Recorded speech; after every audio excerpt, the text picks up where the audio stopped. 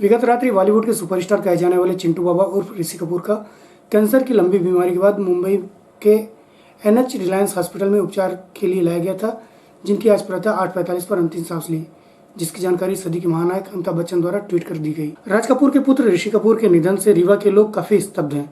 राज कपूर यानी कि भारतीय फिल्म के इतिहास का वह महान व्यक्तित्व जिसने अपनी फिल्म के माध्यम से भारत की प्रतिष्ठा को वैश्विक क्षितिज में स्थापित किया था, जिनके फिल्मों के गीतों को गुनगुनाने वाले रूस, जापान, अमेरिका व अफ्रीका में भी थे।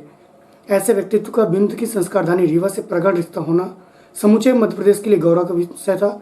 ऋषि कपूर का रीवा से गहरा नाता था। ऋषि कपूर की मां कृष्णा के पिता करतार सिंह विंध्य के प्रदेश के आईजी हुआ करते थे और आईजी रहते हुए रीवा में कृष्णा का विवाह राज कपूर से हुआ था, जिनकी याद में रीवा में आज भी कृष्णा राज कपूर ऑडिटोरियम बनाया गया था। रीवा आने की ख्वाहिश दिल में रख दुनिया से विदा हुए वर्सेटाइल स्टार ऋषि कपूर। प्रस्तुत है वरिष्ठ पत्रकार जयराम शुक्ल से जानकारी के अनुसार। ऋषि कपूर जी का जो निधन है कला जगत के लिए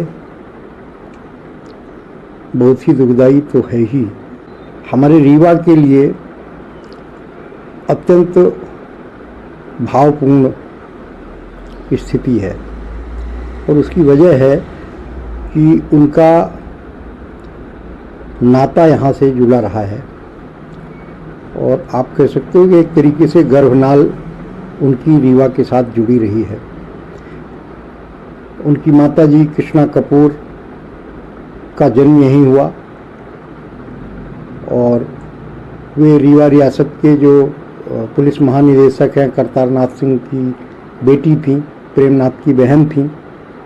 लगभग 8 से 10 वर्षों तक उनका जीवन यहाँ पे बीता। राज कपूर साहब की शादी यहाँ हुई रीवा में, उनकी बारात यहाँ पे आई। राज कपूर साहब ने पहली अपनी महत्वाकांक्षी फिल्म, जिसको आह के नाम से जानते हैं लोग, रीवा केंद्रीय विषय में रीवा को ही रखा और उस फिल्म को बनाया। तो इस नाते पूरे कपूर खानदान का बड़ा गहरा ताल्लुक रीवा के साथ रहा, विंध्य क्षेत्र के साथ रहा है। 2 वर्ष पहले 2 जून 1918 को यहाँ कृष्णा राज कपूर ऑडिटोरियम का जब उद्घाटन हुआ था, तब कपूर परिवार के प्रतिनिधि के रूप में रणधीर कपूर साहब आए थे।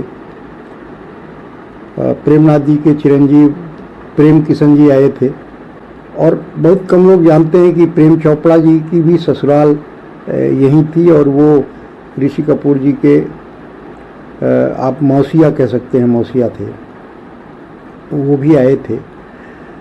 हम लोग की एक कल्पना थी कि कपूर परिवार को समर्पित जब ये एक महत्वपूर्ण स्मारक बन रहा है तो पूरे परिवार को यहाँ पे रहना चाहिए।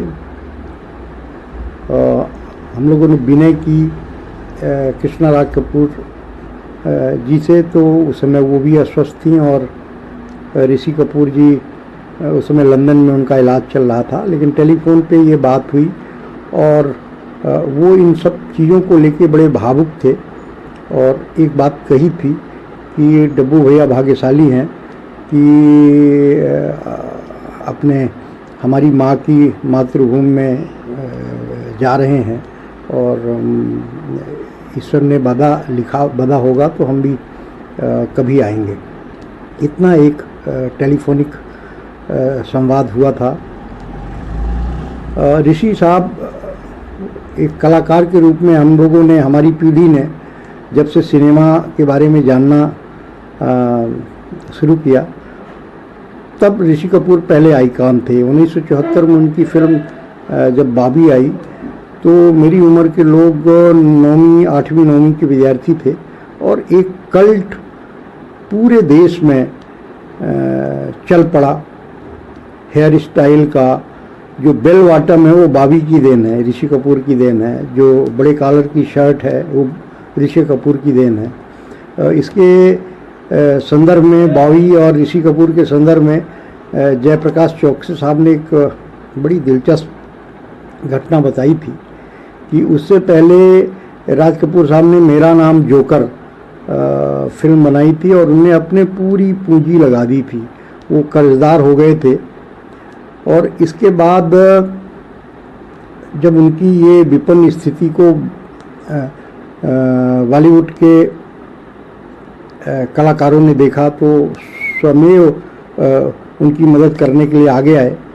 तो उन्होंने कहा नहीं, मैं कलाकार हूँ और फिनिक्स पक्षी की तरह अपनी राख से उठ खड़ा होना जानता हूँ। और इसके बाद उन्होंने बाबी की रचना की।